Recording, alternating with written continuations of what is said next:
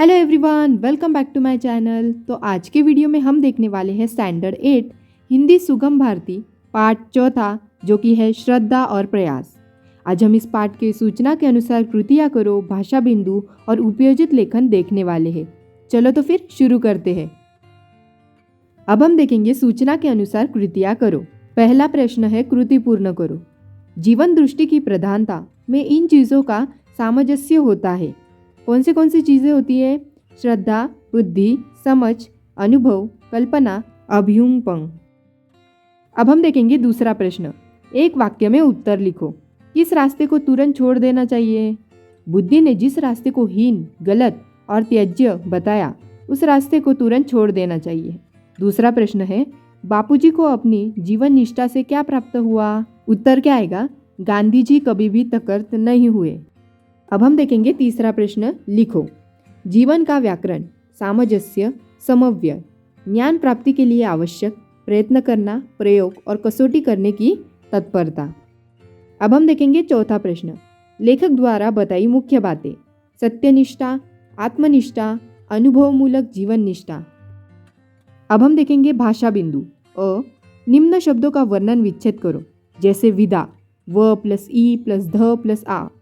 तो वैसे हमें पहला शब्द दिया है विकास। अब हम इसका वर्ण विच्छेद करेंगे। व प्लस ई प्लस क प्लस आ प्लस स प्लस अ। फिर है कमजोरी। क प्लस अ प्लस म प्लस अ प्लस ज प्लस ओ प्लस र प्लस ई, कमजोरी। फिर है कौवा। क प्लस ओ प्लस आ, कौवा। फिर है कारण। क प्लस आ प्लस र प्लस अ प्लस न प्लस अ, कारण।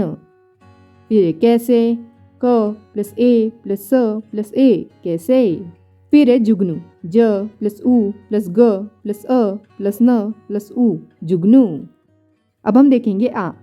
पाठ में आए 10 क्रियाओं के प्रथम तथा द्वितीय प्रेरणार्थक रूप लिखो। अब हम क्रिया देखेंगे। क्या है क्रिया? मिलना। फिर उसका प्रथम प्रेरणार्थक क्या आएगा? मिलाना। और द्वितीय प्रेरणार्थक आएगा मिलवाना। फिर दूसरा है कहना, कहना। और फिर है कहवाना, कहलवाना। फिर है करना, कराना, करवाना। फिर है देना, दिलाना, दिलवाना। फिर है सुनना, सुनाना, सुनवाना। फिर है छोड़ना, छुड़ाना, छुड़वाना। फिर है झुकना, झुकाना, झुकवाना। फिर है बैठना, बिठाना, बिठवाना। डरना, डराना, डरवाना। फिर है रखना, रखाना, रखवाना। अब हम देखेंगे उपयोजित लेखन। सब दिन होत न एक समान का अनुभव करने वाला कोई प्रसंग लिखो। अब हम उत्तर देखेंगे। सेठ लखपत राम का कारोबार बहुत बड़ा था। कई शहरों में उनका कामकाज चलता था, पर सब नौकरों के भरोसे उनका परिवार बहुत छोटा था। पत्नी, बेटा और बहू, 2 लड़कियां शादी के बाद अपने अपने घर चली गई थी। बेटा जयेश बुरे लोगों की संगति में पड़कर अनावश्यक कामों में धन बर्बाद कर रहा था। गैर लखपत राम की विपुल संपत्ति में इससे फर्क नहीं पड़ता था, पर वे लड़के की चाल चलन से दुखी रहते थे। इसी चिंता में एक दिन वे स्वर्ग सिधर गए। अब सारा दारोमदार सेठ जी के बेटे के कंधे पर आ पड़ा। व्यापार के गुण कभी उसने सीखे नहीं थे। इससे नौकरों को अच्छा मौका मिल गया। कुछ ही दिनों में उसका सारा व्यापार चौपट हो गया। बिगड़ते व्यवसाय की जांच करने के बजाय वह विक्षिप्त रहने लगा, बहकी बहकी बातें करता। यह देखकर सेठ लखपत राम के वफादार मुनीम घोड़ को बहुत चिंता हुई।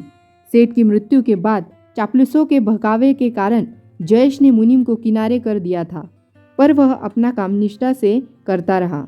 धीरे धीरे उसने कंपनी के चापलूसों के बड़े बड़े कारनामे उजागर करने शुरू किए। उसने अपने अधिकार क्षेत्र में इन चापलूसों पर अंकुश लगाना शुरू कर दिया। इससे धंधे में सुधार होने लगा। इस बात को जयेश ने भी महसूस किया।